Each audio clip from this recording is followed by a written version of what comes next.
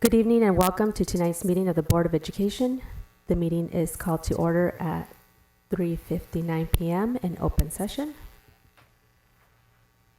Tonight, we do not have requests addressing closed session agenda items. At this time, the board will recess into closed session and will return to open session at 6 p.m. Sorry, roll call. Ms. Armstrong? Aye. Dr. Alhessan? Aye. Ms. Stewart? Present. Mr. Critchfield? Present. Mrs. Garza? Present. We will now adjourn to, recess to closed session. Open session will resume approximately at 6 p.m.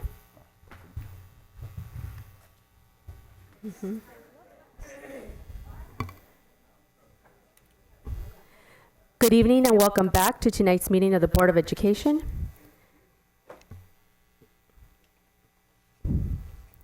The meeting was called to order at 3:59 in open session, and the board then adjourned to closed session at 4 p.m. We will now reconvene the meeting in open session at 6:04. Board Clerk Amy Stewart will update us on closed session topics. Good evening. The topics discussed in closed session were anticipated litigation and labor negotiations. The board took no action in closed session. Thank you. We do not have any replacement pages tonight. Public comments, agenda, non-agenda items. Tonight, we do have a request addressing agenda, non-agenda items. While meetings of the governing board are not public meetings, they are open to the public. Individual speakers will be allowed 3 minutes to address the board on each agenda or non-agenda item, and the board will limit the total time for public input on each item to 21 minutes as per board bylaw 9322.2. Can I please have Ms. Anne Marie Sharp come to the podium?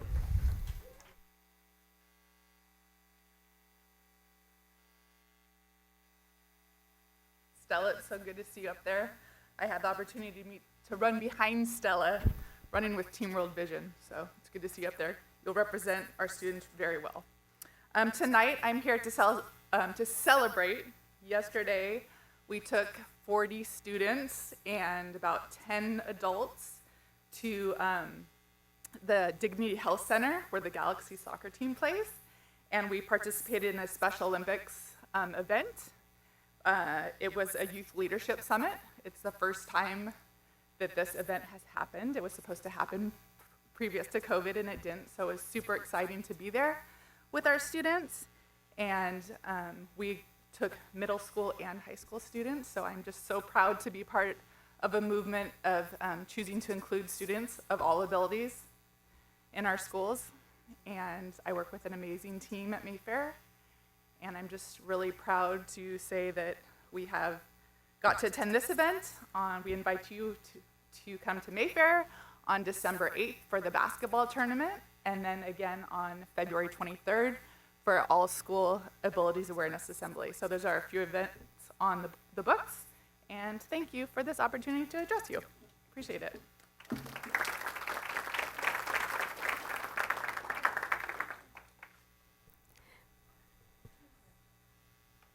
Thank you, Ms. Anne Marie Sharp. Yes, we will be making a correction.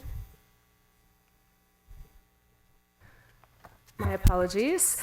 Another topic that we discussed in closed session tonight was personnel, the superintendent's performance and evaluation. And again, there was no action taken in closed session. Thank you. Sorry about that. Now we go on to amendments to the agenda. Dr. Jardy, do we have any amendments this evening?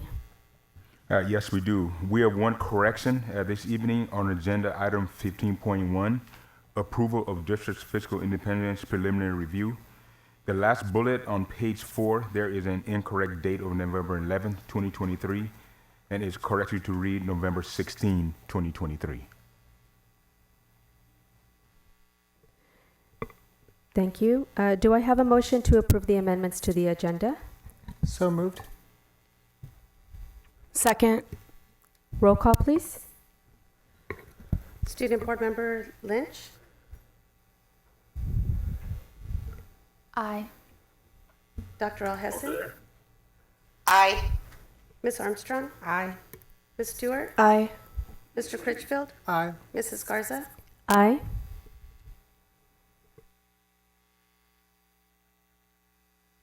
We will now have the Pledge of Allegiance. Student Board Member Lynch will be leading the flag salute this evening. Please rise for the Pledge of Allegiance.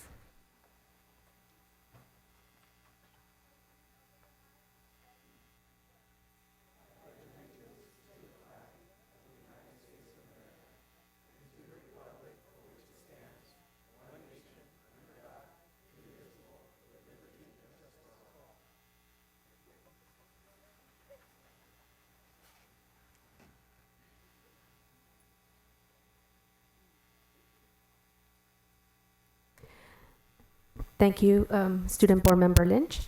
We will now go to oath of office. I invite Somerset High School alumni and class of 2023, Karina Valles, and Principal Mr. Cliff Higgins to come forward and administer the ceremonial oath of office to Ms. Valles.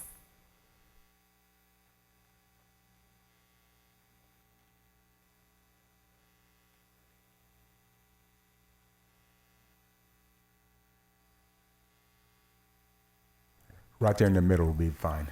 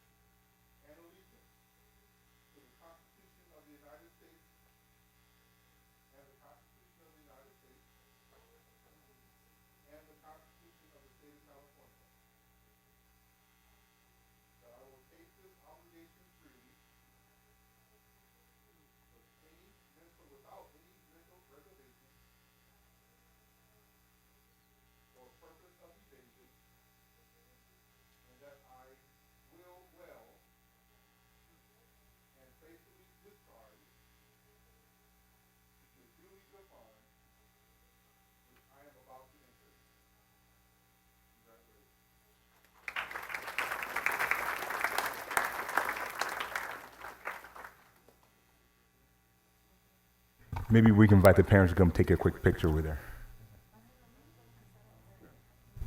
Parents, if you'd like to come forward, please. And after the parents, board, we can go down.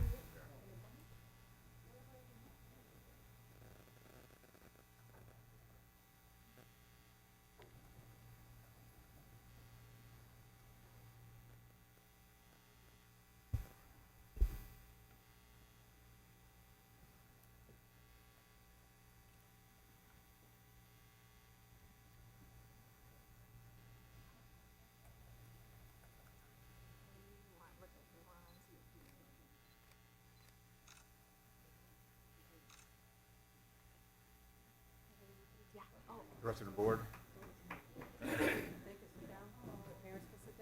it with them. You can take it.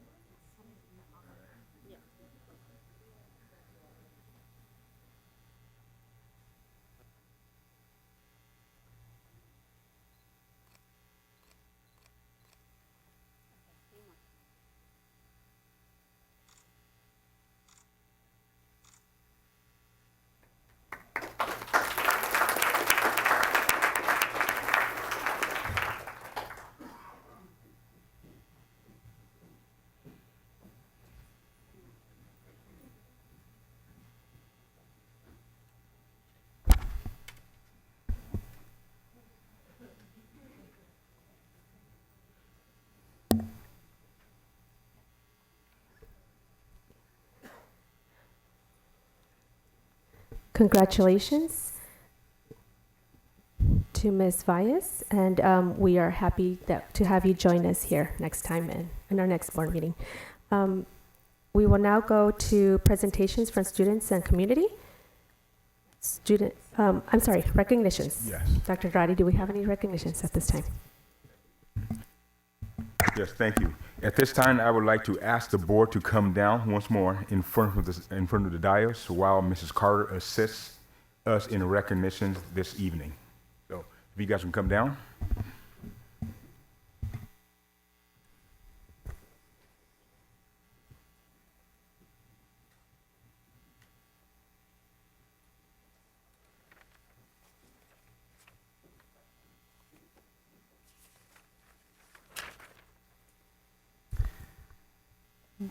This evening, the Board of Education is pleased to recognize teams from our district who earned the distinction of Gateway League and Mid-Cities League Championship during the fall sports season. Staff and students, will you join us up front as I call your name and remain for a picture, please? Representing Bellflower High School football is Coach Jason Miller. Please come forward.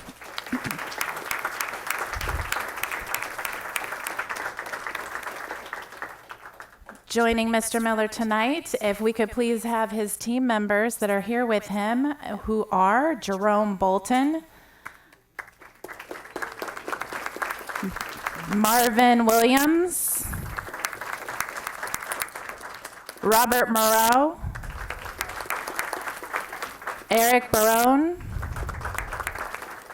Kirk Clark,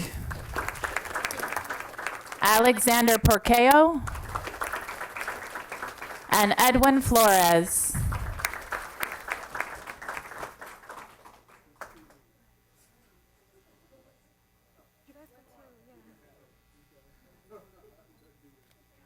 Yeah, did we need what's your name, sir?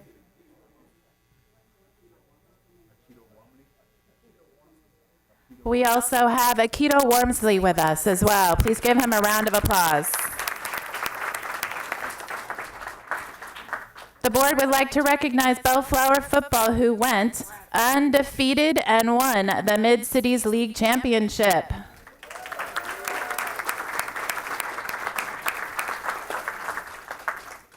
Congratulations, everyone. Everyone look here, please.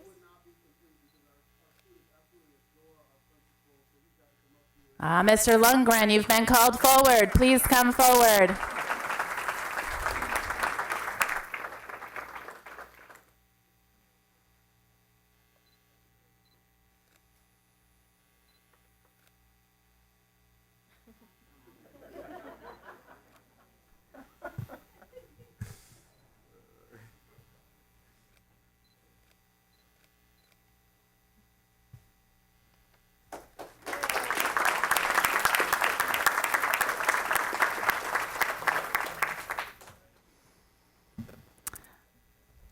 From Bellflower, the board would also like to recognize Samira Hopkins for girls flag football. If you could please come forward.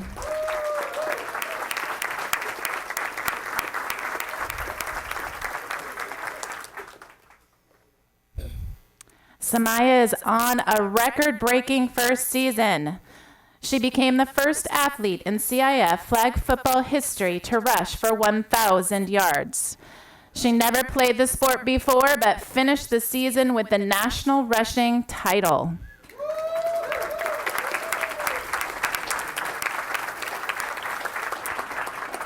The Los Angeles Chargers selected Samaya to participate in a flag football LA versus OC All-Stars game at SoFi Stadium.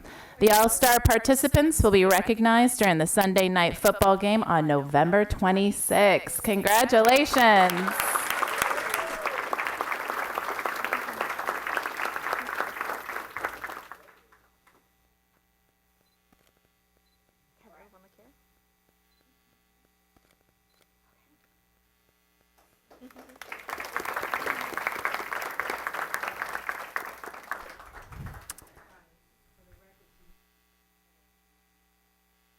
Okay, so while you're watching the game, we're looking for number 24 on the field and rooting her on. Thank you, Miss Armstrong.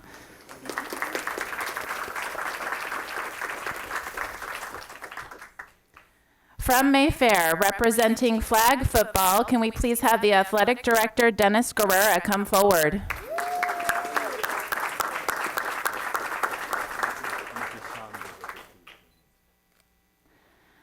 We'd like to bring forward the team members here with Mr. Guerrera. So if you could please come forward. Brices Rodriguez. Emily Batista. Raysel Gonzalez. And Priya Patel. And in all fairness, Mr. Diaz must come up too.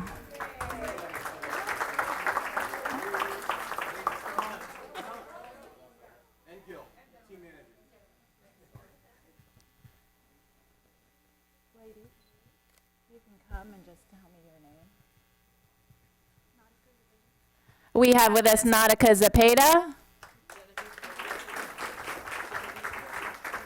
Genevieve Huerta, Jasmine Garcia, Gia Friedman,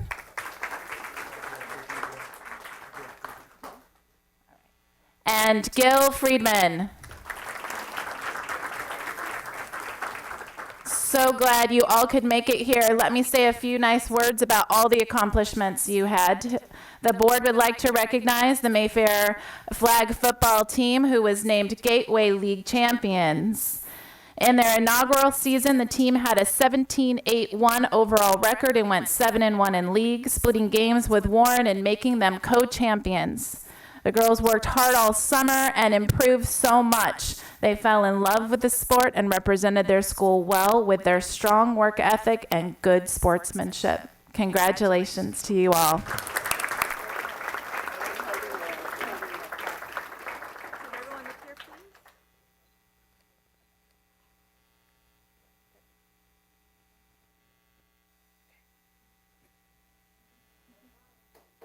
All right, one more round of applause.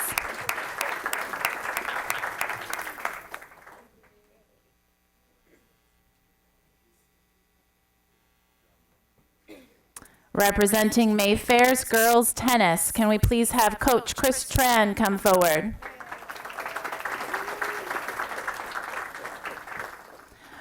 With Mr. Tran tonight, can we please recognize and bring forward Sarah Villalta,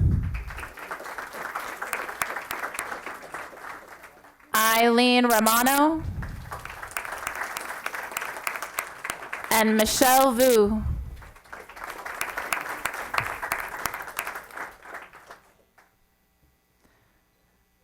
The board would like to recognize Mayfair girls tennis, who were named Gateway League champions. There were many obstacles throughout the season, but working as a team, they were able to overcome adversity. They took first place in their league with an undefeated record of 14-0. But what is better than an undefeated record is the fact that this is the third consecutive year that they have won the league title back to back to back.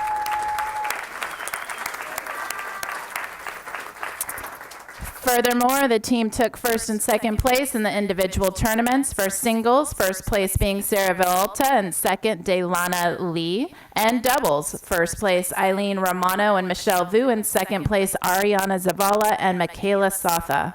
And they will be competing in CIF in the weeks to come. Congratulations.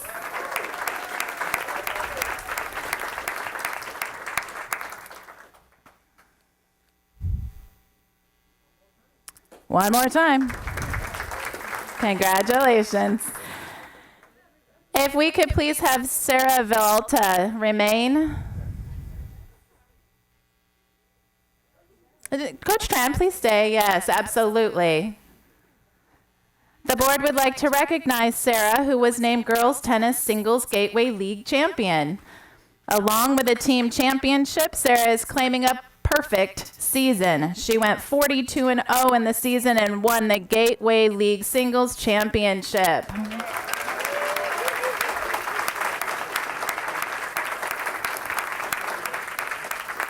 She will be competing during Thanksgiving week for the CIF Southern Section Championship starting Monday. Congratulations, Sarah.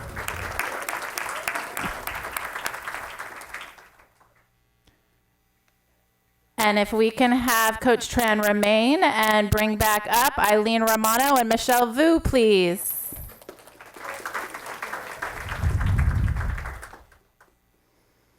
The board would like to recognize Eileen and Michelle, who were named Girls Tennis Doubles Gateway League champions. Along with a team championship, Eileen and Michelle are also claiming a perfect season. They went 39-0 overall, 24-0 in the league season, and won the Gateway League Doubles Championship. They will also be competing during Thanksgiving week for the CIF Southern Section Championships starting Monday. Congratulations, ladies.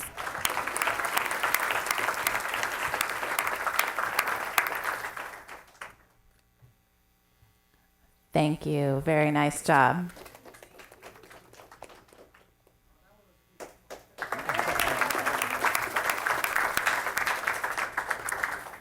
If we could please have from Mayfair girls volleyball coach Kevin Hitt, please come forward.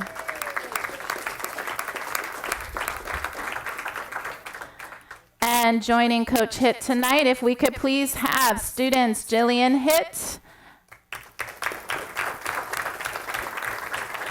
and Addison Riddle come forward.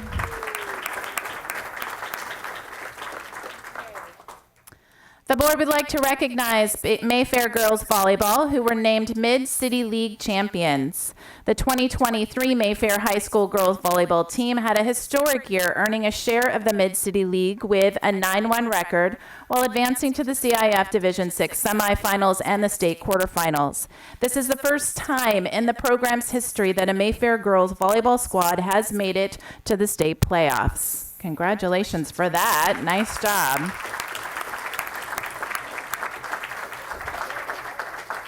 In addition to the team's accolades, players from the team have also had a banner year. Addison Riddle was named MVP of the league, while Jillian Hitt, Kendall Sumlin, Harpreet Kaur, and Ifoma Okeke were selected as all-league players.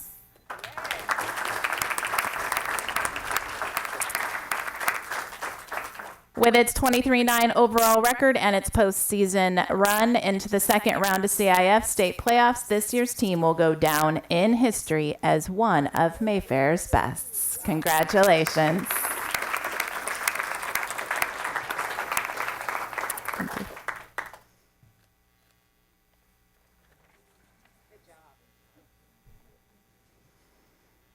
And finally, representing Mayfair, can we please have Coach Tyler Wallace for girls cross country please come forward?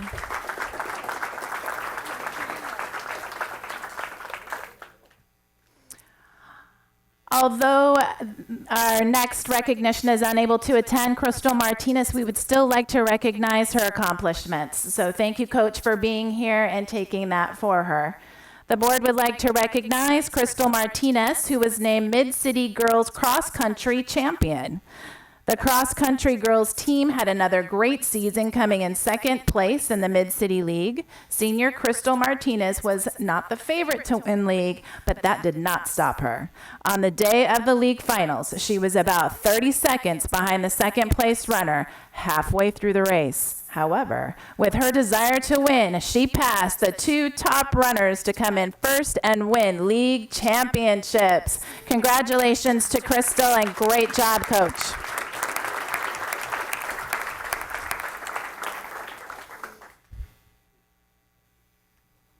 Thank you. And that concludes recognitions for this evening.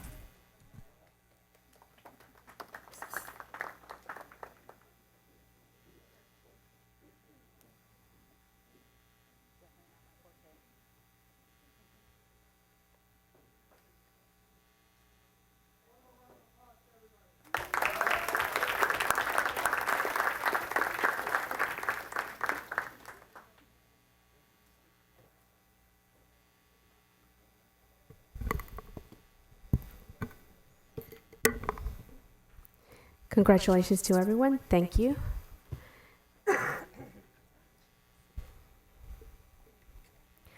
Now it's time for our student board reports. Representing Bellflower High School is Trista Peterson. Welcome, Trista. I'm sorry. Brian Lee. My apologies.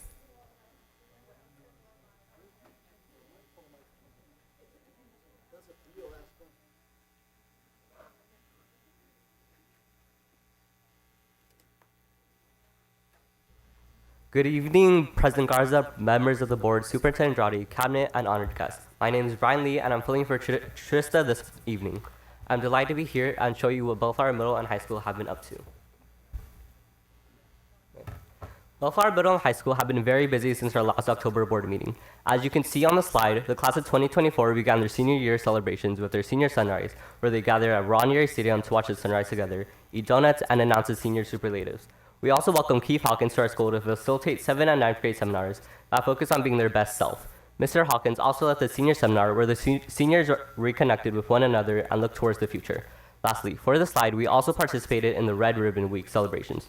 This year's theme was Be Kind to Your Mind. We celebrated with dressed up days, tabling events, and with a visit from the Red Ribbon Trolley.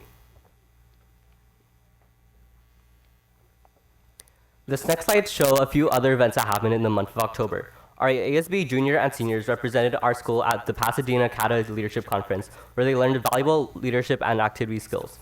We held our annual Fall Fest event featuring food and fun from organizations all across our campus. This year, we even had outside organizations contribute with a trunk or treat area. And as always, ASB, with the help of thespians, created a spooky haunted house featuring classic horror movie icons.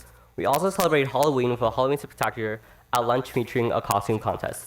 We can't forget to shout out all our amazing faculty who participated in our Southdale Halloween costume theme, which was the most ever so popular Barbie and Ken. Upcoming events. Coming back to Thanksgiving break, we will be continuing with our donation drive for the city of Bellflower, and we'll be looking forward to our holiday events like Winter Dress Up Week, the Holiday Parade, and Holiday Snack Rally for Christmas tree decoration contest. We have a special shout out because we also wanted to congratulate the Bellflower Buccaneer Brigade for their huge win this past weekend at the regular season tournament, where they took home first place band, color guard, sweepskates, and fourth place percussion overall. With this huge win, they have qualified for the SCSBOA champions this Saturday at Downey High School. They will be going out at 9 p.m. and we'll love to see our Bellflower community come out and support them in the stands as they work for one final time. Tickets can be purchased at the event for $15. We wish them the best of luck. And as always, keep up to date with all Bellflower Middle and High School by following our social media pages and joining our Go Classrooms. Thank you for your time.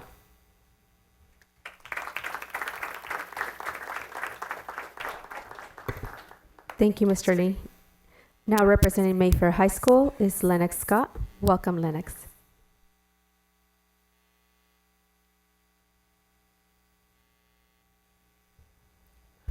Good evening, President Garza, members of the board, Superintendent Dr. Andrade, district colleagues, and all in attendance. Again, I just wanted to extend my thanks for you guys allowing me the opportunity to be here today and share with you guys what's been going on this past month at Mayfair. Now, to start off, I believe we are all aware of the Great California Shakeout, which occurred October 19th. Now, as we see in the video, this is just over 2,500 students and staff evacuating our Mayfair campus.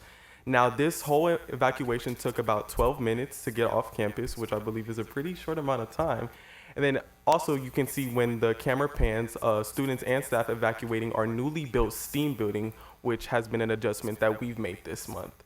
Now, finally, we got the call 24 minutes after where students and staff could return to their designated areas. And this is an example of us completing our LCAP goal number 1, which is safety.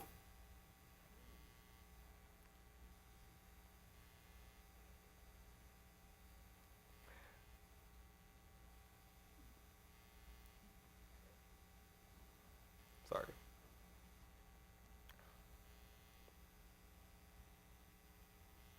Okay. Now, this slide focuses on our Dia de los Muertos celebration, where students were allowed in the gymnasium to view a multitude of presentations where focusing on Hispanic figures who have passed. Now, during this celebration, we also had different activities like arts and crafts, music and dancing, and a face painting station where you can see me in the top left. That face painting station did get crowded, so I guess that means it was a success.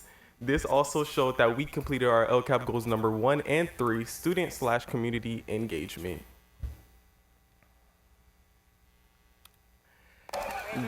Now on this slide, we see all of our fall sports who we recognize at our football game.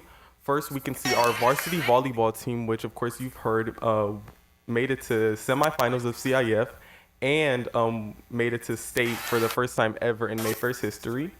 We also have our newest addition to our Mayfair athletic program, flag football, and I can tell you that addition is a good one because they also won, they were league champions this year.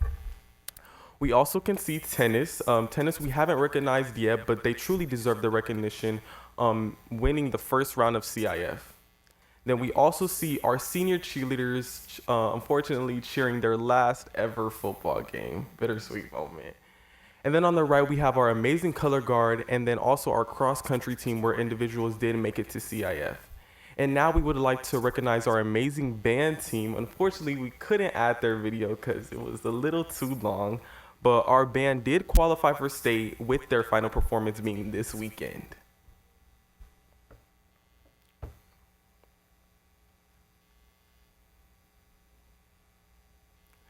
Now, finally, looking back, our Q2 progress reports came out, so parents, make sure to check your portals.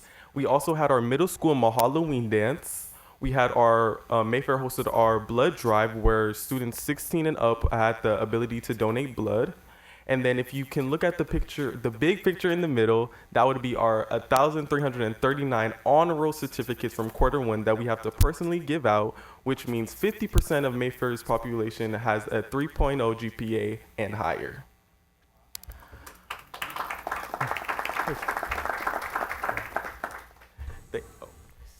Oh, you're done? No, sorry. Thank you. And then we also have that turkey, which represents the generosity of our students and staff who delivered groceries to 24 families so they can also spend Thanksgiving this year. Now, looking ahead, we have our CIF semifinal football game at John Muir tomorrow. We also have Thanksgiving break coming up this week, which I can tell you students and staff are excited for. We also have Project Shepherd, which I just explained, where we supported 22 families. We have semester finals coming up, and then after that, we have our 2-week winter break where school resumes January 10th. Finally, to conclude, I just wanted to thank everybody again for allowing me this opportunity to come here today to explain to you guys what's been going on this past month. And again, I hope you have a good Thanksgiving.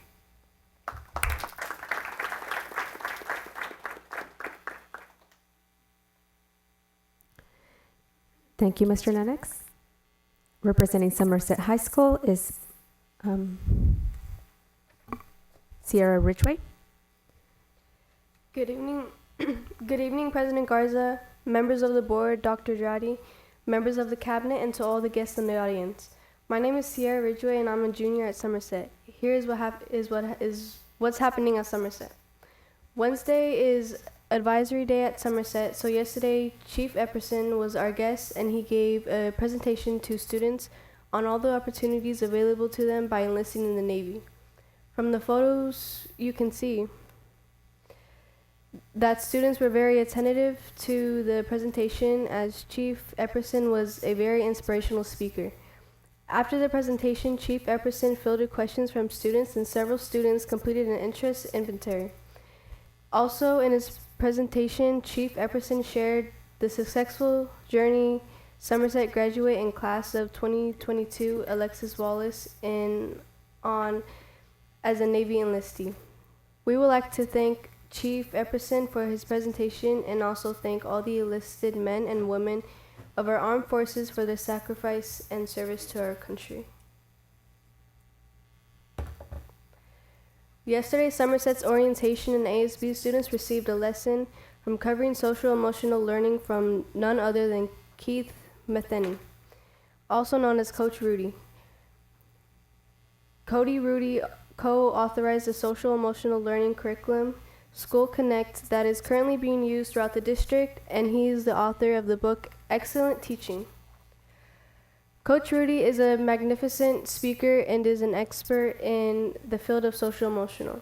He connects extremely well with students, and his presentation on how the brain works to control emotions was very well received. Earlier today, Somerset held its annual Turkey Day event. Turkey has been a tradition at Somerset for over 40 years, and today's event was fantastic. There were over 120 guests from our entire school community. The food and service was excellent. Somerset also uses Turkey Day as a fundraiser, with all proceeds going towards student scholarships. On behalf of staff at Somerset, we would like to thank all of you who attended today's Turkey Day event. We hope you enjoyed yourself and enjoyed the meal, but more importantly, thank you for all your contributions and supporting of our fundraiser. And finally, may your Thanksgiving be full of peace, love, and joy. This concludes our board meeting for the evening. Thank you for listening. Have a wonderful evening.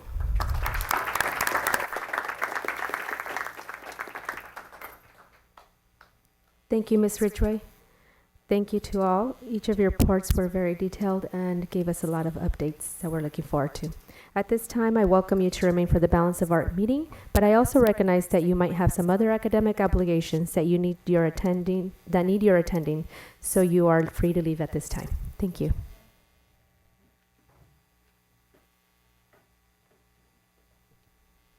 It's time for the superintendent report. Dr. Girardi? Thank you, Mrs. Garza.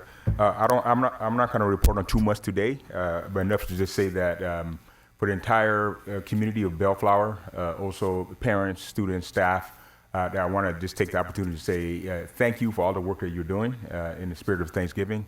At the same time, we're about to go into Thanksgiving breaks. Sometimes as educators or students or parents, we run so much and we don't get a chance to pause and actually be thankful for all we have. So I hope you all take this opportunity to hang out with your families and just visit family and soak it all in.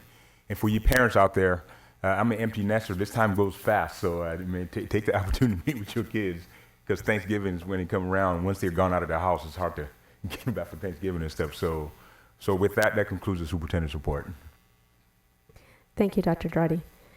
Board communications. We will begin with Board Member Armstrong.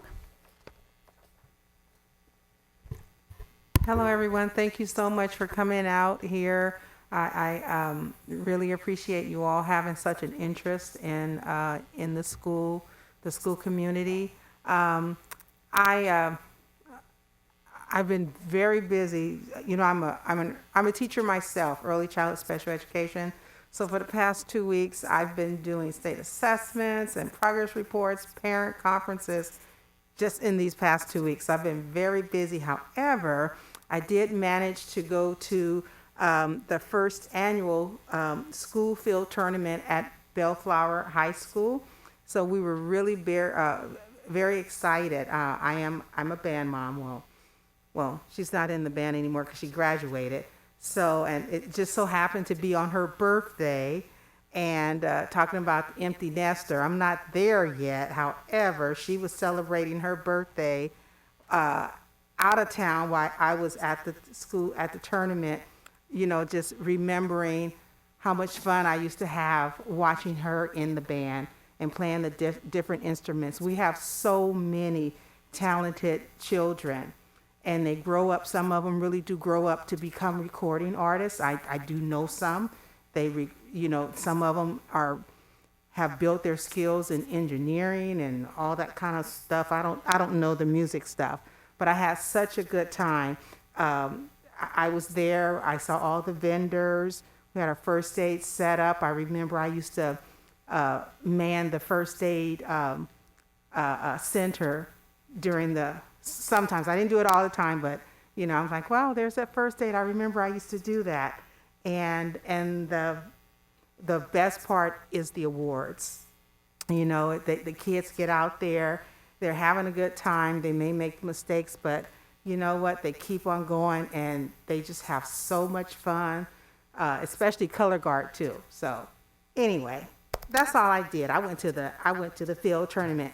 It was the first annual one. We are hoping that we can build upon it. So we're planning next year to have our second annual and our third annual. So just be looking for the Bellflower Buccaneers to have this event, this field event, which invites so many other schools from all over California to come in. Okay, so that's it. Thank you. Oh, and happy Thanksgiving, and guys, be safe.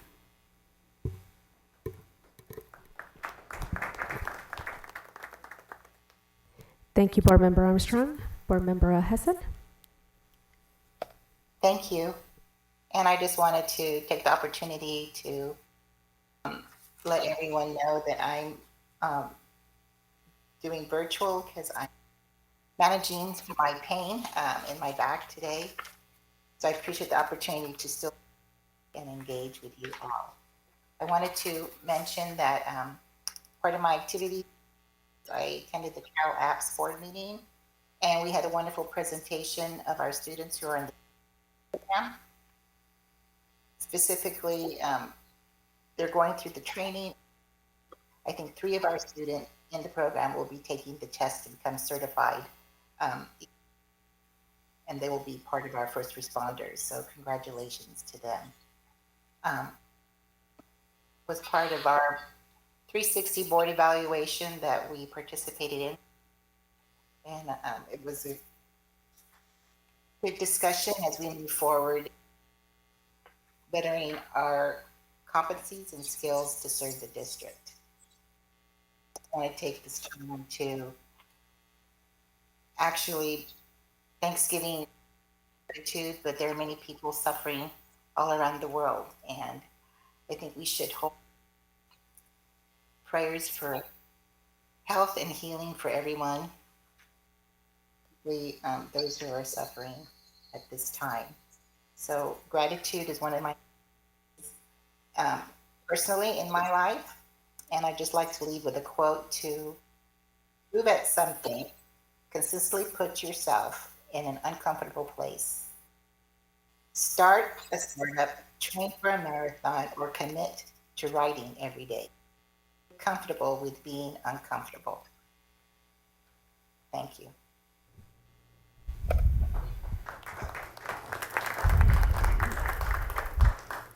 Thank you, Board Member Hessen. Board Member Stewart.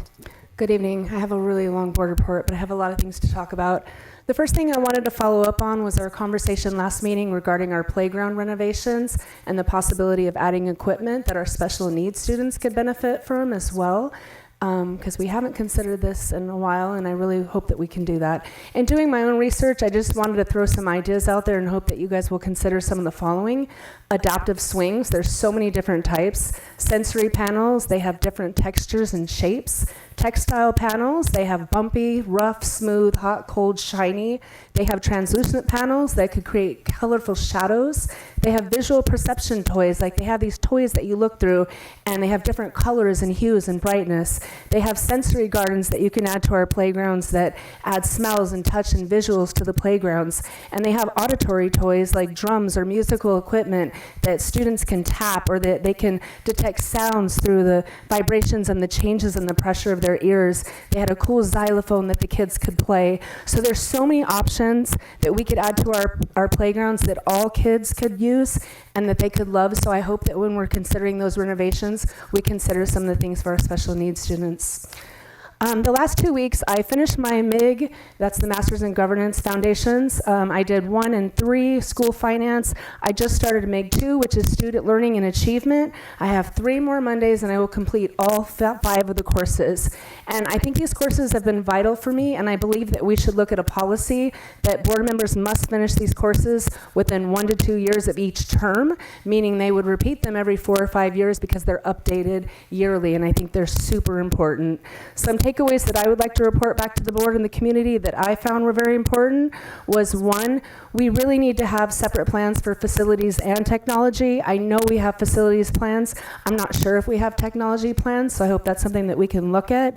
And if we do or do not, can we please have that in the Friday memo? I learned that School Services of California will come and assist boards with training on finances if we would like additional training, and that's something I suggest we do. Next, on Friday, November 3rd, I attended the Mayfair football game. What an amazing game. Just to share for anyone who was not there, the game was tied 31-31 going into overtime, and then the opposing team scored, and it was 38-31. And then we scored, making it 38-37, and we went for 2 points, and we got it, and we won the game 39-38. And just being an athlete myself, I just appreciate the gutsy move by Coach Bedell. It was just awesome. I was even shocked that he went for it, but he got it, and so that was just amazing, and I'm so happy for them. Also at that game, we recognized our Mayfair League champions. Vice President Critchfield and I were there. We got to congratulate them and take pictures with them, and that was our girls volleyball, flag football, and tennis. So again, congrats to those student athletes. I apologize, I didn't get to the November 10th game. I was sick and it was really cold that night, but they beat the number 1 seeded Chino 45-21, and I'm really excited to see them playing tomorrow against John Muir. On 11/11, the board participated in our own self-evaluation process. My thoughts and feedback is, 1, we should look at adding a policy for an annual self-evaluation to a governance calendar for November before December when newly elected board members come in. So I think November would be a great time to add that. We don't have a governance calendar or a handbook, which I believe we desperately need. And so I think I know we've talked about it, and we should begin immediately starting to create those. I agree that we should look at our vision, our mission, and our theory of action immediately so we can implement goals on how to accomplish these.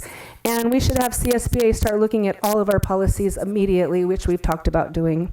I would also like to see an LCAP agenda item on every board agenda, or at least once a month, because I think it's really important that we focus on those standards and how we are getting our students to achieve those goals. Tomorrow, our BHS girls basketball team, they'll be playing Segerstrom at the Crypto Arena, and that's really exciting. I wish that was promoted more. The tickets were $50. You could go to the high school game, then you exit, you come back for the Houston Rockets Clipper game, and nobody really knows about it. The only reason I knew about it was because my friend coaches at Segerstrom. So, having that opportunity to play in that arena is such a great experience, and so I wish both our high school girls good luck. And lastly, I would like to end my board report on a positive note. Some of our meetings are very contentious. We're very passionate about what we do, but I just believe that the things that we do with our governance team, including our board members, my colleagues, Dr. Jati, we've accomplished a lot of things this year, and I think that we should be celebrating those with our community. So I just wanted to highlight a few things that we have accomplished, just to bring things back on a positive note. 1, our employees received much deserving raises this year. We've received a lot of positive feedback on school lunches improving and just how much the kids are enjoying the fresh new lunches that they've been getting. We've received positive feedback on transparency with adding another meeting per month. We're getting more presentations and documents in our board meetings on our agendas, as well as department updates to our staff. We've improved our organizational chart. We're starting a foundation that's going to be great. We're finally talking about and hopefully going to take action on some of the bond projects that need to be completed. And we're slowly updating policies that need to be looked at. They're very outdated. We've hired new legal teams. We're taking accountability of ourselves by doing a self-evaluation, and we're creating improvements. So even when it's passionate, even when we debate, that's what a good board does, but we have a lot to celebrate in the last 10 months that I've been on this board. So I just wanted to say thank you to President Garza for your leadership. Thank you to our board and my colleagues for making those things happen, and to Dr. Jati for implementing the things that the community has been asking for. So if we as a board can get to a point where no matter who brings up the idea, no matter who it comes from, if it's a win, it's a win, and we just accomplish it and not worry about who brought it to the table, and remember that our focus is our kids, then I think we'll be a better board. So I hope that we can continue to do that. And have an amazing Thanksgiving. I hope you guys have a great vacation. Thank you.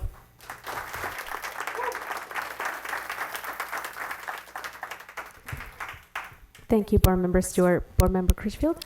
What she said.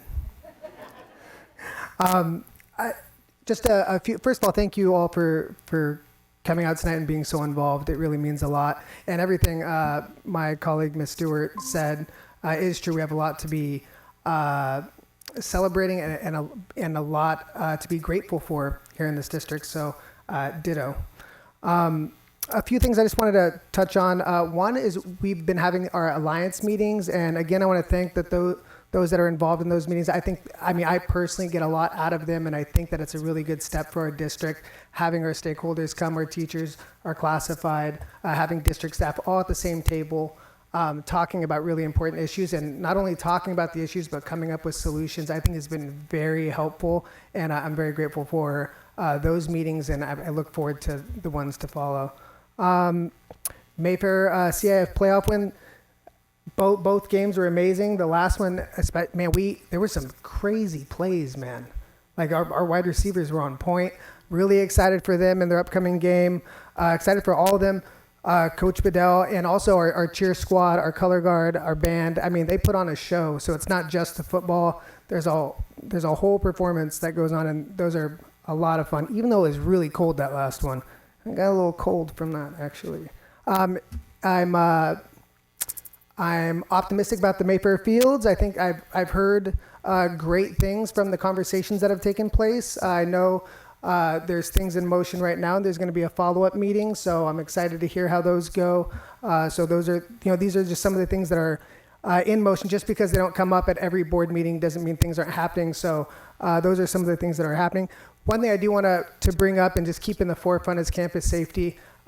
Too often, the campus safety conversation comes up when it's needed to come up, and but the work needs to happen in between to make sure that changes happen. And I know those conversations are ongoing. So that's something I'm going to always push for, because that is the most important thing we can do as a district, is make sure our kids have a safe learning environment. Citizens Task Force, again, a positive thing. I've seen changes in our advisory committee. I've heard very positive things. I've seen the agenda. Things seem to be flowing a lot better now. Thank you, Bonnie, Ms. Carter, and district for what you do with that committee. I think we're utilizing that advisory committee better than we have in the past. I was on that committee, and I think advisory committees can be very important. So I'm glad to see some of those changes. Okay, I won't tease. Okay. I did go to Bellflower High, the weight room, and I'm not going to say too much, but it was a great meeting, and we're talking to the Eckler Foundation. Did I say it right? And I'm very optimistic for some cool things happening for our Bellflower weight room, which needed some TLC, and I think it's going to get it. But we'll have more to update on that going forward. BUSC Foundation. Thank you, President Garza, for having Ms. Stewart and I on that committee. Those conversations are happening, and one of the most important, one of our critical tasks as board members is to get resources for our district, and I believe that the foundation is going to be a very important and successful piece to that. So those conversations are happening. We'll have more to report and bring for the board all of our findings and considerations in an upcoming board meeting. And really just in the spirit of Thanksgiving, you all could be anywhere right now, but you're here, and I'm very grateful and thankful for that. And I'm thankful for everybody, our teachers and our classified that make all of the work happen. I'm grateful for and thankful for district staff for putting up with us, and also thankful for my board members who all bring something very unique and important to the table. And I'm excited for what's to come. Thank you.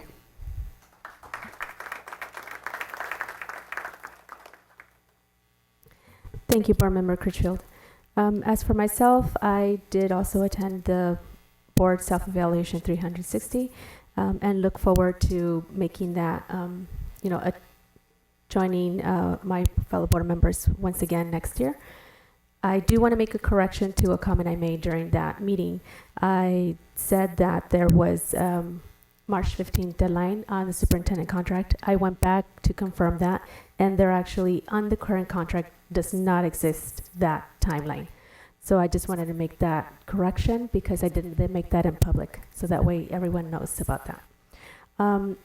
Alliance meetings as well, I have been attending those too. Thank you to all the leaders in our district. So I know that it takes time, and out of your busy schedules, especially on an afternoon, to come in here and sit down with us for an hour and a half and kind of go through these different items that need our attention. So I really appreciate everyone coming out to those. Again, I echo what my fellow board members are saying. We are a very passionate, board, but I think that, again, like board member Stewart said, if we can agree on, going forward, that it's all of us as a collective, that we are working to make these changes and make sure that our students are getting what they deserve, and that we are expecting them to be in safe schools, then I know that we will be doing the work that we were elected to do. So in that, please have a restful Thanksgiving and a safe Thanksgiving, and we hope to see you back the week after next. Thank you.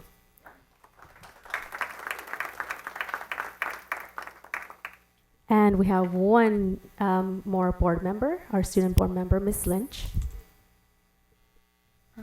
I would like to say that recently I've seen efforts in the school to inspire students, such as taking and posting seniors who have finished their college applications on Mayfair counselors' Instagrams. I think it's a great way to celebrate them and encourage higher education. But I would like to say that I think there should be and the students have a concern for more of an effort to inspire attending school and just putting effort in school through funding. I think safety and being comfortable in school is something that could be focused on more. For instance, for like our restrooms right now don't really feel like a safe space.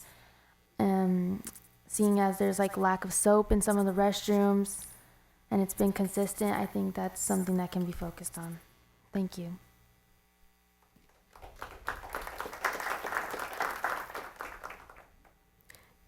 Thank you, Student Board Member Lynch. Now it's time for discussion items. Dr. Durati? Yes, we have one discussion item this evening on the communications update. I'll turn it over to Communications and Public Information Officer, Mrs. Griffin.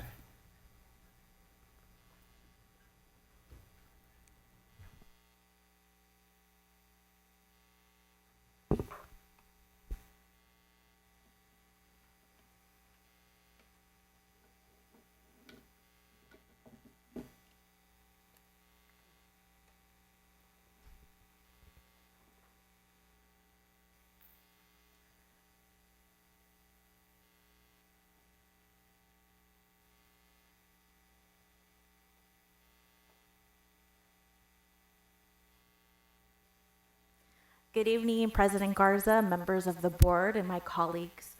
My name is Diana Maria Griffin, and I'm the Communications and Public Information Officer for the Bellflower Unified School District, and I'm here to provide a communications update on how the district is enhancing communication efforts to achieve our LCAP goals, which are to improve district and school communications, refining advertisement strategies, and optimizing our district and school websites. So one of the most important components of my role is curating BOSD News, which is our district weekly newsletter highlighting events, important information, initiatives, and all the great things happening at our school district.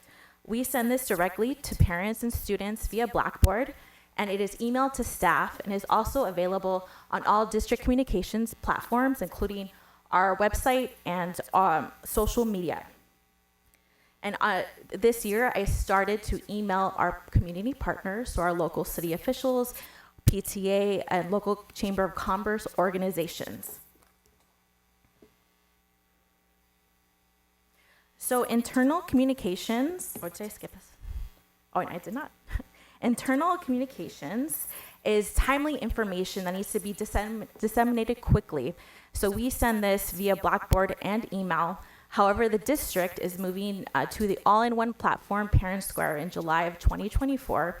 And currently, we are preparing to pilot at 3 school sites this spring. So our external communications are press releases and BUSD News. The district has been sharing this with local news organizations and our local community partners. BUSD has been featured in the Press Telegram, Channel 4, Telemundo, Lakewood Community News, and Lakewood City TV. If you look to the right portion of the screen, we have a story from the Press Telegram that featured Mayfair Steam Building at the beginning of the school year, and a Lakewood Community newspaper, which the district made the front page with our band students from Bellflower and Mayfair being accepted to the 2025 Rose Parade. So our district has been actively using social media.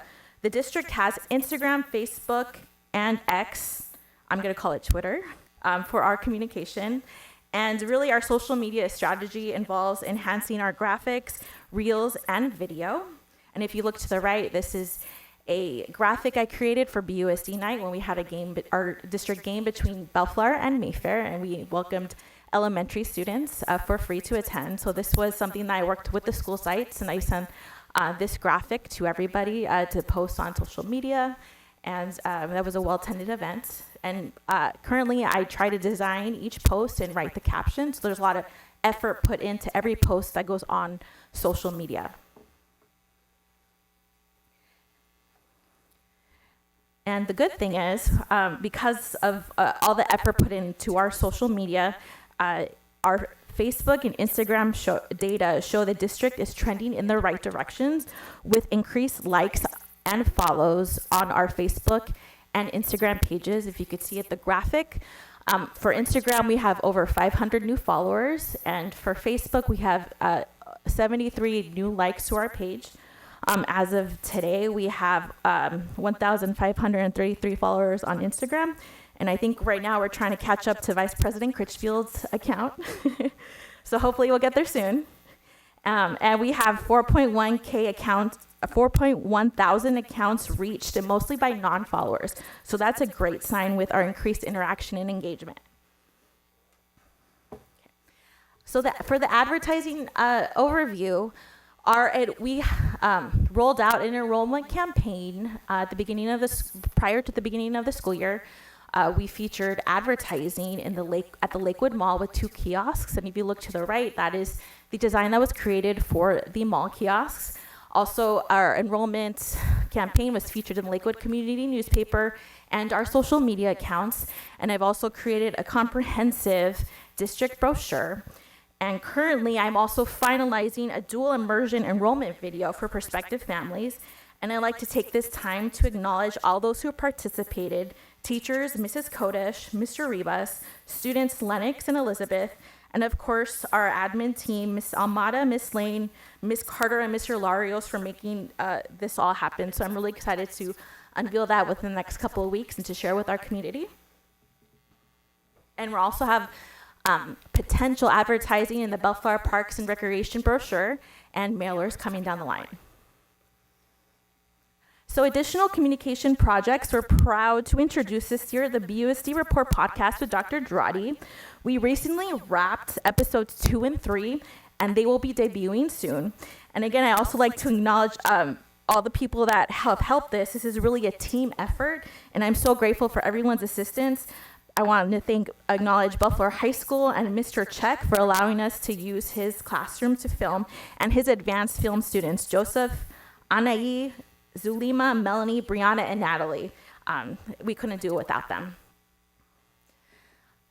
And also, I've been overseeing the board education recognition. So this evening, I coordinated the script and worked with the locals, with our schools to get that presentation for you guys tonight. So our new website timeline. The director of IT, Dina Sabala, is leading the website project. And here is the current timeline of the process. This was also provided in a board memo update, and the district is transitioning from Blackboard to Final Site. And our goal is to go live and launch in January. And I want to tie everything together with the communications calendar that highlights the entire school year, emphasizing key events, milestones, advertising, and activities for each month. So we're starting with August with back to school information, leading up to all to the fun holiday activities, advertising. spring activities, and of course, graduation, and with that, graduation advertising. So it was really a pleasure to be here speaking to you all tonight, and I'm really proud of all the work we're doing, and I want to again thank everyone for assisting me. This has been a great opportunity, and I'm really privileged to be here.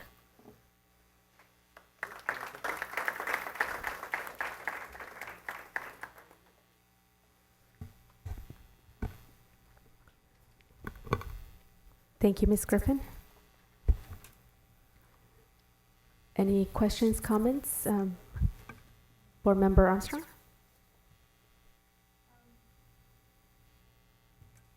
You said we had Parent Square, but then you just mentioned, it's my first time hearing,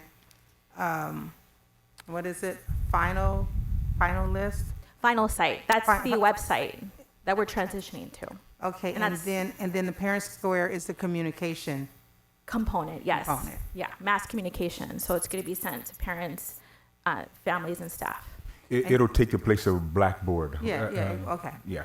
And then, so with all of this communication, you need technology. So are you you're pairing up with technology to make sure all of these things is being launched properly, and we're able to do this? Mm-hmm. Yes. Okay. All right. I'm excited. Thank you. Thank you, Board Member Armstrong. Board Member Hessen?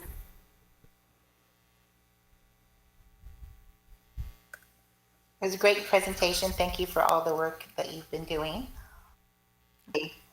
I was wondering, are we going to be having an interactive section for sponsors from the community? Can you repeat that? I just want to understand what the question. So the website, are we going to have like a tab? Someone wants to send a message based on whether to a board member or to whatever event's happening, so that there's a way to interact directly with the community? I think we can always have portals in the website that can allow for interaction to occur. I mean that's something we can discuss. I know the Parent Square is a great opportunity. You can create different chat groups and different things like that. So like even our PTAs are going to be able to create their own little chat groups if they want to. So I can definitely see board members possibly engaging in that as well. So that's something, if you guys are interested, we can get a subcommittee together just to make sure we put something in place that supports your needs. Great, thank you so much.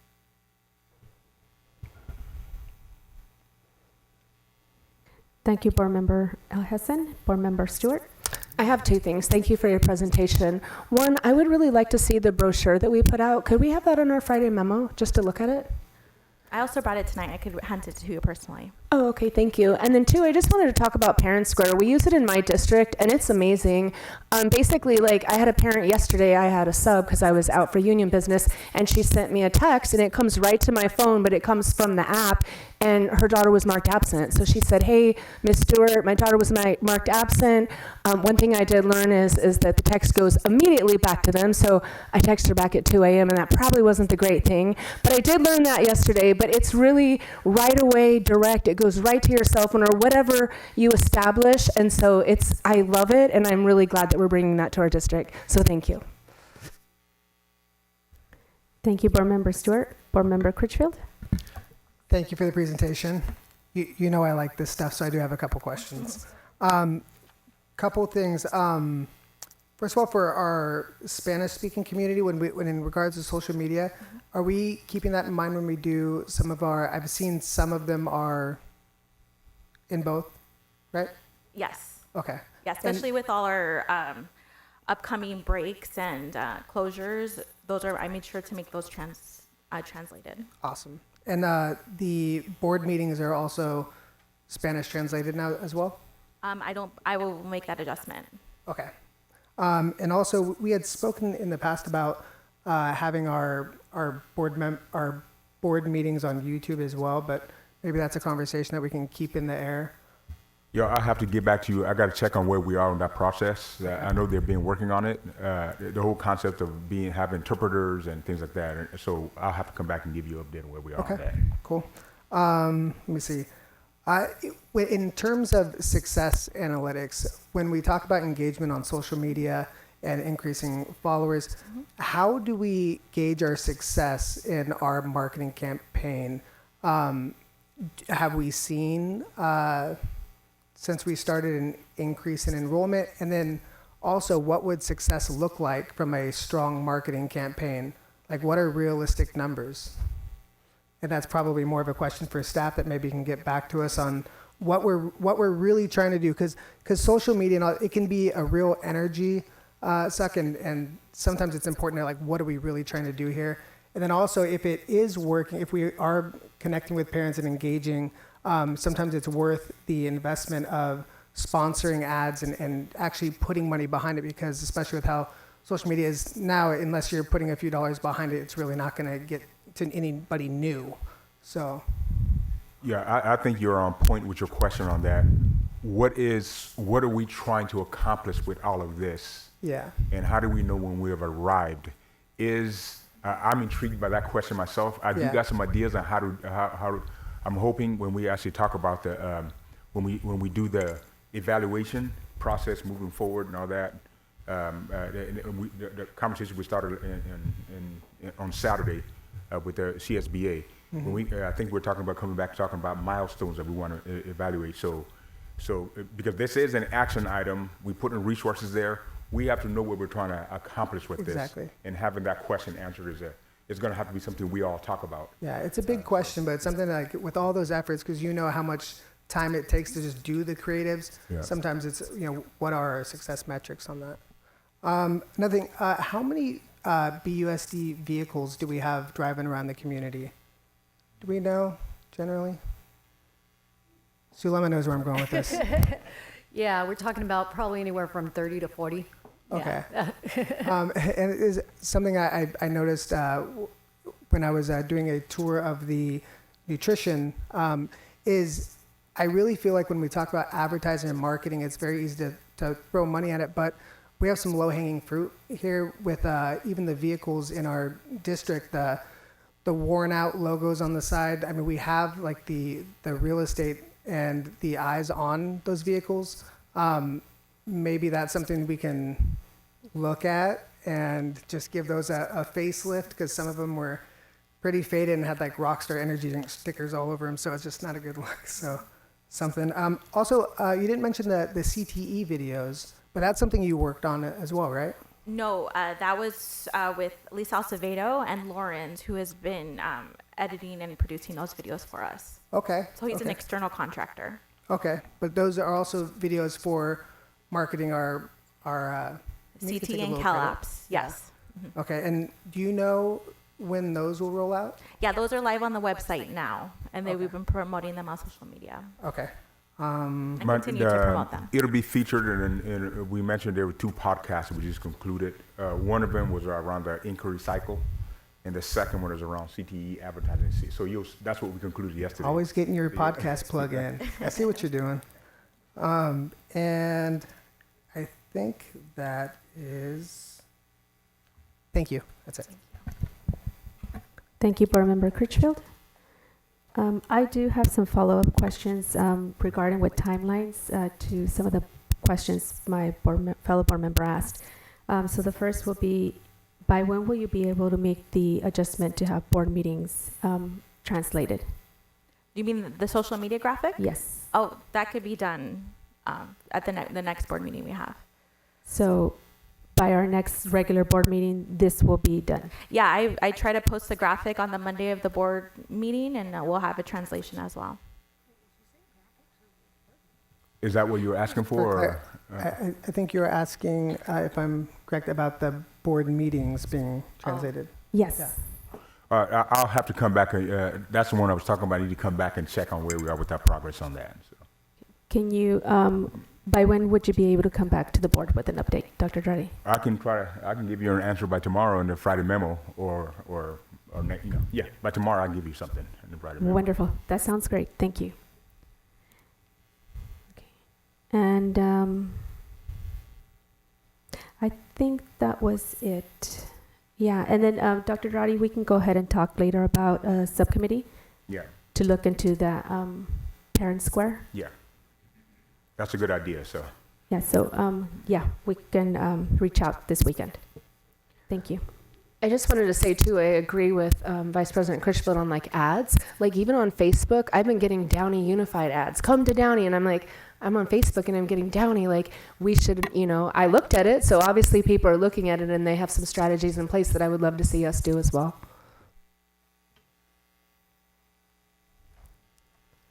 Any other questions, comments, board members?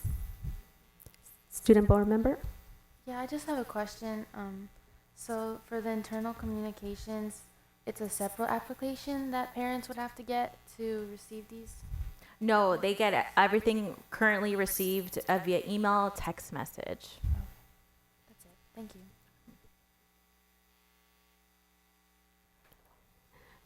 Perfect. Thank you so much for that information. It is now time for public hearings on district's initial proposal to the California School Employees Association, CSEA Bellflower Chapter 32. At this time, I will start by declaring the public hearing open. Would anyone from the public like to speak to this item?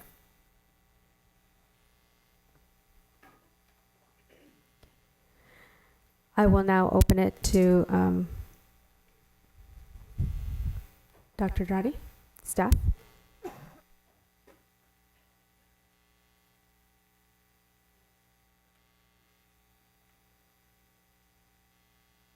There's no comments, and we just have to close it at this point, since there's no comments, so. Anyone from the board have any questions, comments? Perfect. Do I have a motion to close public? Yes. Oh, I yes. wanted to find out, are you talking about the discussion items? No, public hearing. 10.1.2, 10.3?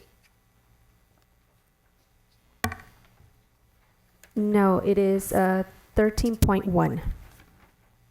District's initial proposal to the California School Employees Association. Okay, so are we going to come back to the discussion questions? This is just a public hearing.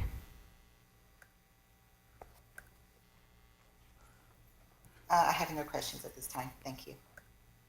I may make a motion to close. Second. Roll call, please. Student Board Member Ms. Lynch, Aye. Dr. O'Hesson, Yes. Ms. Armstrong, Aye. Ms. Stewart, Aye. Mr. Critchfield, Aye. Mrs. Garza. Aye. Thank you. Now we go into new business. Do any members of the board wish to add a new business item on a future agenda? Board Member Armstrong? No. Board Member El Hessen? Yes. Go ahead. Based on what we received on our organizational chart, to have a brief presentation to the board from the on explaining the day-to-day responsibilities in regards to what the department does.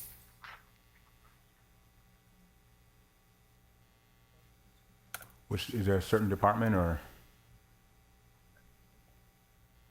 I wanted to hear from every director that was identified in our In the current org chart, then?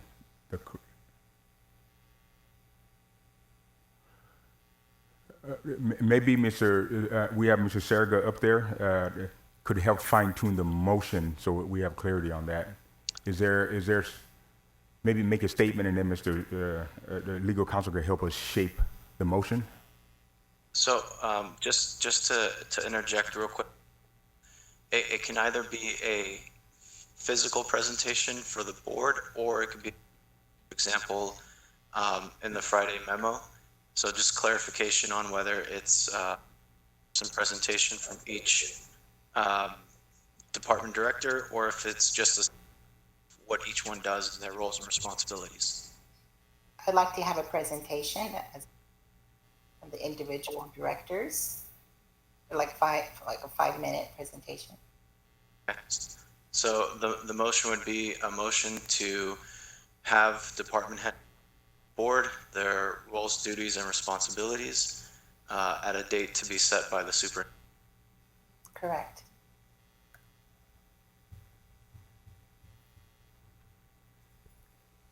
Just Any questions? clarifying question. How many departments is that are identified on that org chart? There's several, so I'll have to get out. I need to look at the org chart, but within each division, HR, operations, ed services, there's directors under there. We can do several ways to bring each director to come, but there's going to be about 11 directors. Or we can have the assistant soups oversee those directors, explain what they do is another way too. But Is that something we can discuss if we bring it on the agenda? Yeah, I think that's This is just to way put under on the saying agenda to discuss in more detail. just to bring it as a discussion item so we can talk about what that presentation would look like so we don't just invite everybody if that's not the purpose. yeah. Okay. So That's the purpose of new business. So I second that we put this new business item on the agenda. I Whichever believe- agenda you want. I don't- Let me make sure we're clear. I mean, Yes. because when I'm looking at it is I come and give just a litany of things that we do. Is that what you're looking for, or is that more or less just? So I just said when I'm seconding it, just from her, from the board member requesting it, I don't know if it would fit on the next agenda or the agenda after that. But I think as long as, you put it on the agenda sometime in the future, that we can just have those discussions then on how it would be presented. Okay. Because it could just be you saying, hey, this is the chart, it could be you, but we won't know until we discuss it. So we don't want to discuss anything now. Just, is it going to be in the agenda? So just to clarify, we won't be having discussion right now, but Dr. Alhassan, would you please give Dr. Dradi some clarification? And Dr. Dradi, would you please restate your question to Yeah, Dr. so- Alhassan? Yeah. So is For example, we have our nutrition. The director would come and speak about what they do and where they see as far as moving forward. We have our IT person. She would come up and she'd talk about the direction of technology, where we are, what we're doing, what are some gaps that we need to look at. This is an educational benefit for the board to understand our strategic goals. Okay. So I think, and as I'm looking at, I'm just thinking about. I think what you're wanting to know is an awareness of how districts support the sites. We can arrange for study sessions throughout in a strategic manner. That's in alignment with the board calendar that we establish to say let's say February, you want to talk about nutrition services, remember, and then this is what nutrition services does, and then next time we talk about, student services and tenants office, what they do, and then next time we could talk about payroll, what they do. We can bring those things along the way. If I can, I think Dr. Alhassan, and correct me if I'm wrong, what she's making a motion for is just to have it on the agenda so we can have that discussion of what that would look like, whether it's played out through the year or if it's just like one discussion item, or maybe it does end up on a Friday memo, but just to have that discussion. So I just as a point of order, I think she made the motion, made the second. I feel clear. If nobody, if I just want to make sure that Dr. Alhassan has had her opportunity to clarify what she needs. Dr. Alhassan, is that what you wanted, or did you want Seems to? like you seem to misunderstand the purpose of new business, and I'm just introducing it as something we can discuss later. So can we just restate the motion one more time? I know we have a second, but can you restate the motion one more time for us? I'm I move that we have a presentation on our district from our org chart of directors about the duties, day-to-day activities, where they see themselves going and what gaps need to be addressed. It could be 2 presentations at a time, talk about how we want to address it. I'm just introducing it as an opportunity Right. to learn. I think that's where the confusion is, because the motion can't be to have the presentation. I think it's to have the discussion about how we present it, correct? So if I may, be to bring for discussion on a future agenda, the presentation of department head duties, roles, responsibilities, and how that will unfold. So it has to be a discussion item.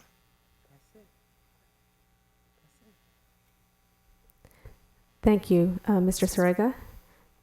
Roll call, please. Student Board Member Lynch? Madam President, if I can interject really Yes. quick.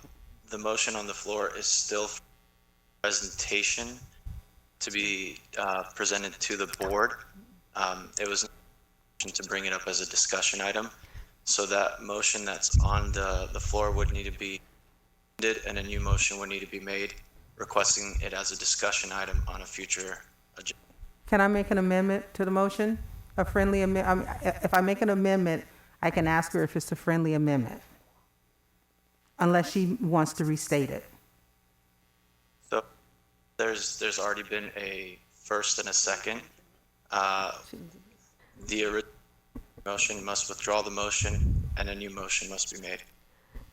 Dr. Hassan, you have to withdraw your motion, and then you have to restate a new motion.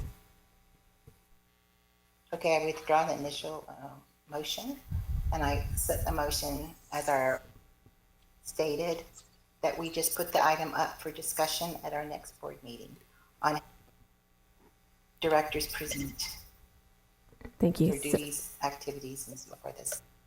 Okay, I can Thank second you. that. I second that one.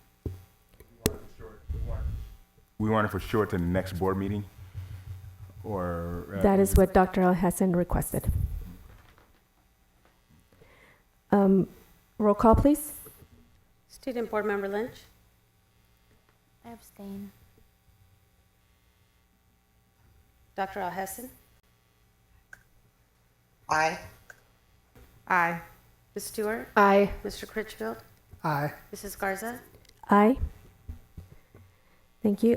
Any other board members have new business that they'd like to present to the board? Ms. Stewart? No. Board Member Critchfield? Nope. I actually do have a new item of business. I motion to create a new board member handbook and governance calendar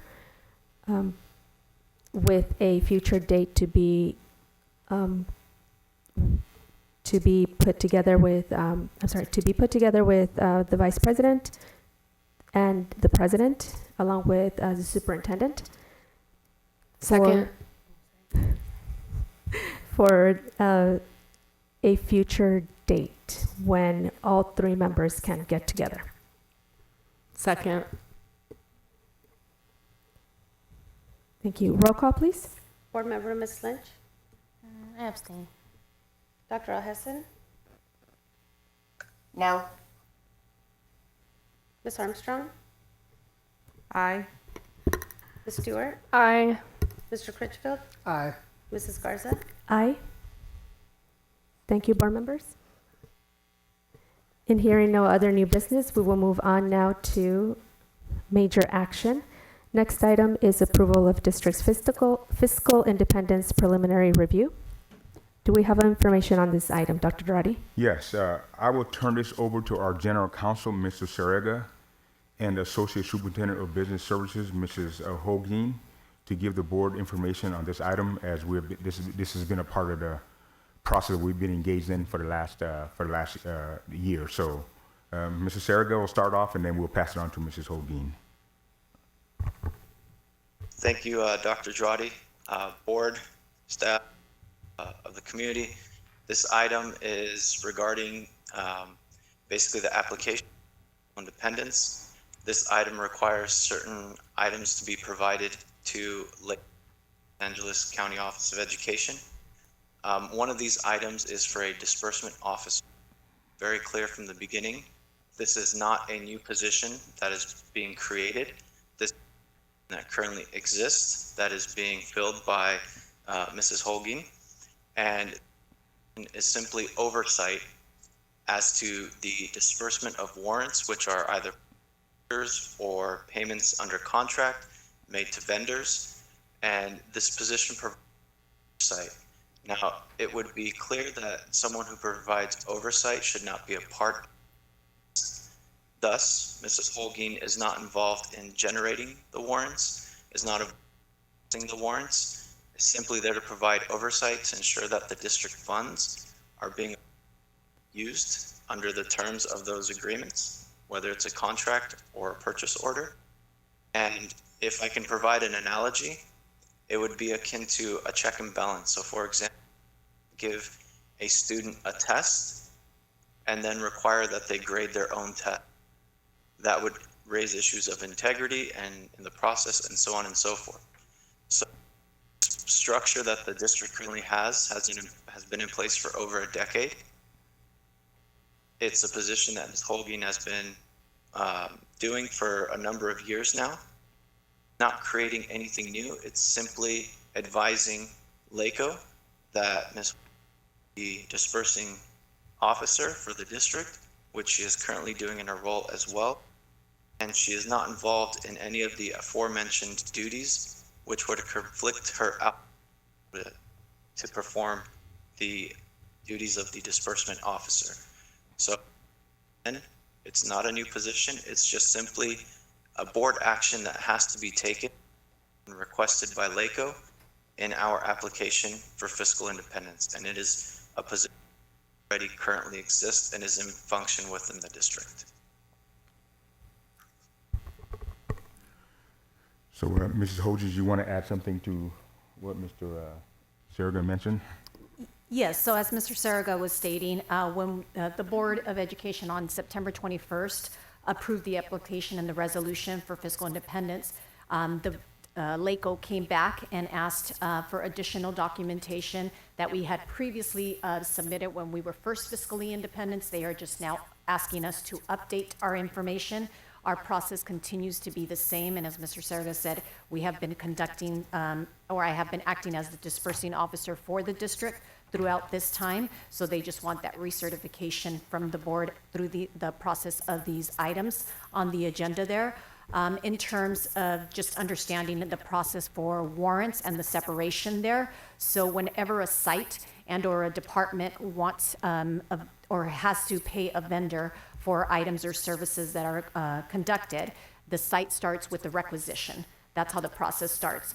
The site requests a requisition, then goes to our purchasing manager and our buyer, who then authorizes a purchase order. They can only pay against that purchase order for that service that is taking place. And then that then goes through the various departments that oversee the funding that is going to pay for that service or item that was purchased with that budget. And then it goes back to accounts payable to ensure that all of the documents were in place.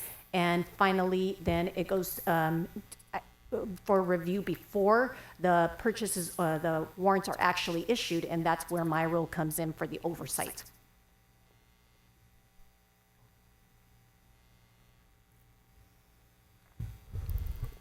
Thank you, Ms. Holguin.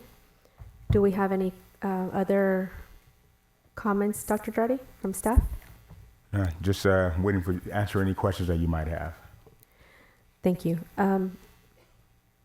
Ms. Armstrong, any questions, comments? No questions about this. Board Member Stewart, I'm sorry, El Hassan? Questions at this time? Board Member Stewart? I just have one more thing. So I'm hearing that it goes to requisition, then it goes to the purchase order, and then it goes to that office, and then it goes to accounts payable for approval, then it comes to you, and then the last step is it's approved by the board, correct? So the board approves purchases in two ways, through purchase orders, well, actually through purchase orders, but also through contracts that have been established to be able to open a purchase order. So yes, you're absolutely right, and they do it through approval and or ratification, correct. And then also, are most districts that are fiscally independent, are they using their CBOs or their assistant superintendents in this position? That is correct. Their chief business officer and or their associate superintendent of business. Thank you. Board Member Critchfield? I just want to thank staff for answering all the questions and getting us on the same page, because I will admit, initially the way it is worded, it was kind of confusing, but I appreciate all the information. And I think the only thing we didn't mention was as far as like the at the heart of that's just oversight, right? So it's very important for people to know there still is oversight, and there is still regular auditing that takes place, and there's still those controls in place, correct? Absolutely. We're still required to abide by all AB 1200 regulations in that, which require the annual audit. And additionally, as part of this process, we had a separate audit. That is correct. Great, thank you. Mm-hmm. Thank you, Board Member Critchfield. I do have a question. It is on attachment B, where it states noted STIRS reports were late for 3 months and contributions were late for 7 months. So could you speak to that a little bit, Ms. Olguini? Sure. So sometimes we do get some late payroll and or are identified that somebody was a member of STIRS and or PERS when they originally were hired. They stated they were not a member. And so you actually don't, well, for PERS, for example, you don't actually start contributing until you have 1,000 hours worked on that. And so once we do become identified, PERS will send us something and notify this member was a member. So you need to make sure that you back pay for all of those different things. So that checks and balance. Additionally, sometimes we do have some late time cards that are submitted in. And so then we have to go in and make sure that we pay that contribution of anything that is going to go into their STIRS and or their PERS contribution. Have we put any systems in place since then to ensure that these tardies don't continue? Well, with, especially with our payrolls and our time cards, we have given the deadlines to our secretaries and our clerks at our sites, but additionally also are asking that our employees, when they're submitting time cards, they are stamping them so that we ensure that we are getting the right and accurate time cards in time and getting them processed. And not holding on to time cards at sites, because sometimes sites you require a personnel action form to be able to pay against a time card. And so no PAF basically means no pay, but we say go ahead and submit them to us because we'll make sure that that PAF is generated so we're not delayed on that. How has this information been dispersed for our staff? So we have a Friday memo that goes out to all of the staff throughout the district that has been shared, and we've also shared it with our administrators during our ACT meetings. And then additionally, our fiscal department has made personal phone calls to some of our departments and or sites that we have frequent situations at to really work them through the process. And one more question. The stamp you're talking about, the timestamp, do all of our sites have a timestamp? We asked all of our sites to let us know if they didn't have one, and we would purchase it for them, so we have purchased those for them. So because we purchase them ourselves, everyone should have a timestamp. That is correct. We will verify that, though. Thank you. Can we welcome. have that on a Friday memo, please? Sure. And if they don't have a timestamp, how do they let us know? Oh, they would reach out to our department and we would make sure, but we'll verify that. Okay. Thank you. No further questions from me. Student Board Member Lynch? No questions. Thank you. So Could we please have a motion to approve the district's fiscal independence preliminary review? I make a motion that we approve this fiscal independence.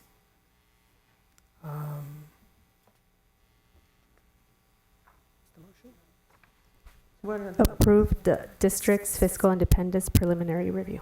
oh, yeah, okay. I make a motion to approve the district's preliminary report for the fiscal independence. Second. Roll call, please. Student Board Member Lynch, Aye. Dr. Alhesson,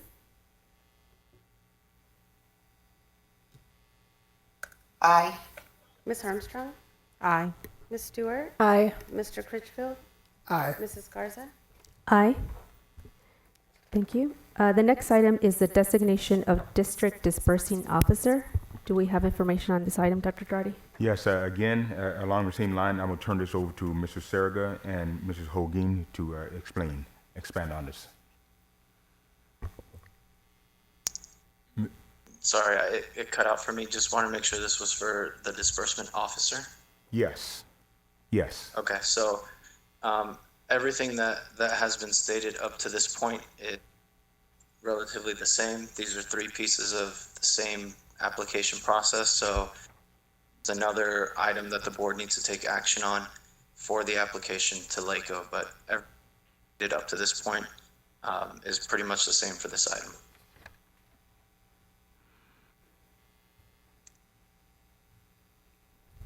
Thank you. Dr. Girardi, did you want to speak to this item? No, it's like I said, just waiting for you have any questions on that.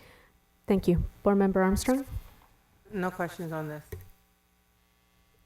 Board Member Hassan?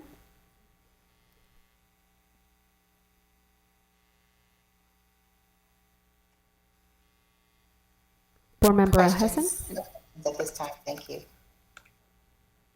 Board Member Stewart?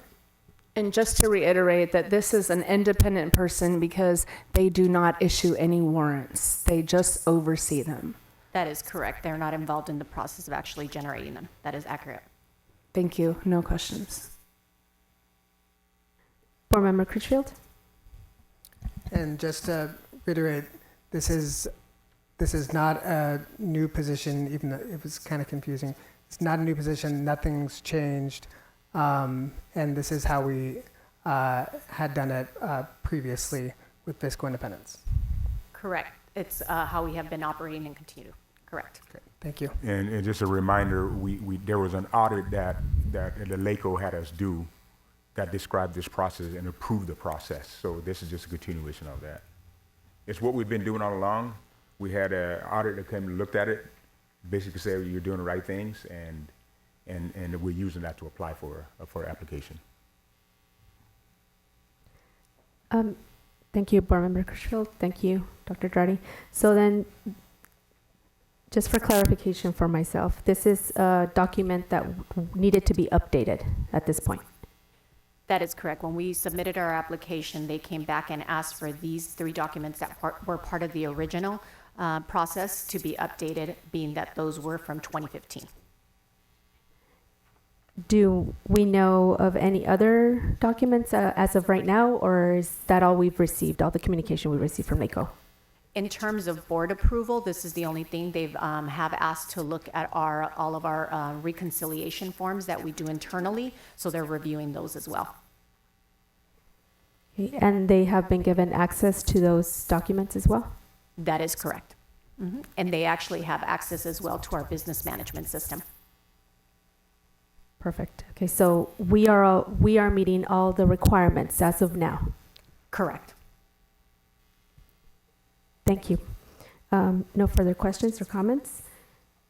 Do I have a motion to approve the designation of district disbursement officer? So moved. I second. Roll call, please. Board Member Lynch, Aye. Dr. Alhesson, Aye. Ms. Armstrong? Aye. Ms. Stewart? Aye. Mr. Critchfield? Aye. Mrs. Garza? Aye. We'll move on to the approval of district's fiscal independence implementation plan. Do we have information on this item, Dr. Girardi? Yes, I'm going to pass it on to Mrs. Saraga again, and then Mrs. Hogan will follow after. So this is, again, the third cog in the wheel. Documents that are being requested by LACO for the fiscal independence review and hopefully approval. And I'll turn it over to Ms. Hogan over some of the specifics of that. Thank you, Mr. Saragat. So yes, this just basically goes over the implementation plan and the examples of the duties regarding the different individuals. It focuses on the separation of duties and just how things are done. Again, this is currently the process that the implementation plan that we are operating off of. And LACO has just requested for us to update based on the time frame that has been since the first approval.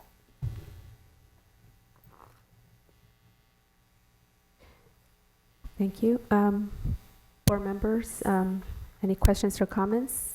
Board Member Armstrong? No questions. Board Member Hessen?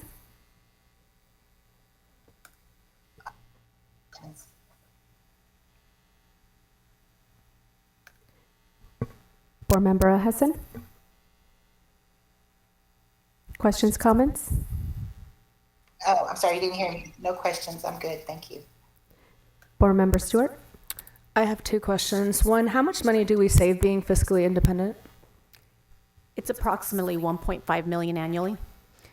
And some of that is based on interest and some of it is just costs that we don't have to pay to LACO. Correct, the direct costs. Correct. And my second question is, when we receive that interest or those costs, withholdings, where do these funds go after we collect them? They would be in our general fund. So in other words, because we're not having to, the interest obviously is coming in and it would be in our general fund, but those direct costs we're not having to pay out and therefore being in our general fund still. Thank you. Board Member Critchfield? No questions. Thank you. I just want to confirm, what is it that we are, can you remind us, what do we gain from this fiscal independence? I just want to make that clear. So the advantages in regards to it more than anything is efficiency and being able to process payroll as well as vendors with that efficiency, and then the cost savings in regards to the interest. Our money is separate from the pool within the county, so we're able to identify and how much we're actually making it in interest versus it being pooled. And then additionally, those direct costs and any other direct costs. So for example, if there was a request for garnishment of wages, and we are responsible for holding that, but LACO would be the one, there would be a charge to do that processing for us in that situation. All right. Thank you, Ms. Holguin. No further questions. Student Board Member Lynch? No questions. So do I have a motion to approve the district's fiscal independence implementation plan? Make a motion to approve the fiscal and independence implementation plan. Second. Roll call, please. Student Board Member Lynch? Aye. Dr. O'Hessen? Aye. Ms. Armstrong? Aye. Ms. Stewart? Aye. Mr. Critchfield? Aye. Mrs. Garza? Aye. Thank you, staff. We now move into consent agenda. Do any members of the board have any requests to withhold any agenda items this evening?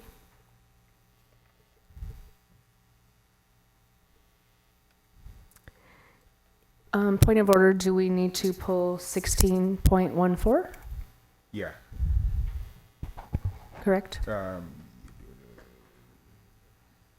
Yes, we'll have to pull that. Oh, okay, sorry. That's going to follow. So. Yes, I was trying to help you. Yeah.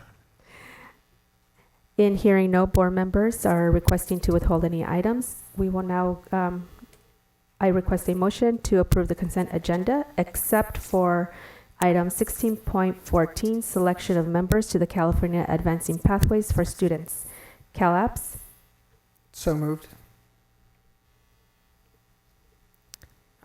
I second. Thank you. Questions or comments? We just need to choose one person. Board Member Armstrong? Sorry, roll call, please. Student Board Member Lynch, Aye. Dr. Alhassan, Dr. Alhassan, Aye. Ms. Armstrong, Aye. Ms. Stewart, Aye. Mr. Critchfield, Aye. Mrs. Garza. Aye. Questions, comments? Board Member Armstrong? Is this where we can make that motion? So, I I'm move, sorry. So now, yes. So we will go ahead and discuss consent agenda item 16.14, selection of board members to the California Advancing Pathways for Students.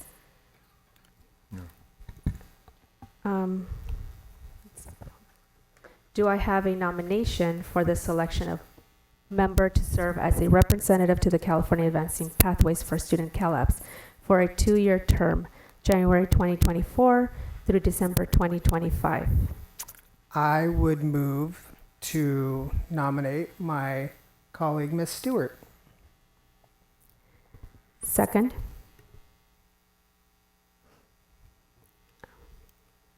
We have roll call, please. Student Board Member Ms. Lynch, Aye. Dr. Alhassan, Abstain. What did you say? Abstain.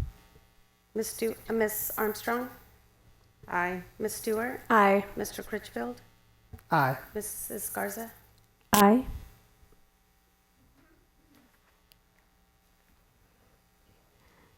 Thank you. We're going down now to the informational items. Does the board have any questions regarding the informational items this evening?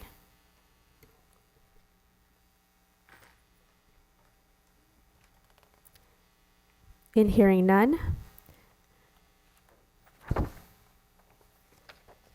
at this time, the board will adjourn the meeting at 7:55 p.m. until the special board meeting to be held on Thursday, December 14, 2023. All right, it's not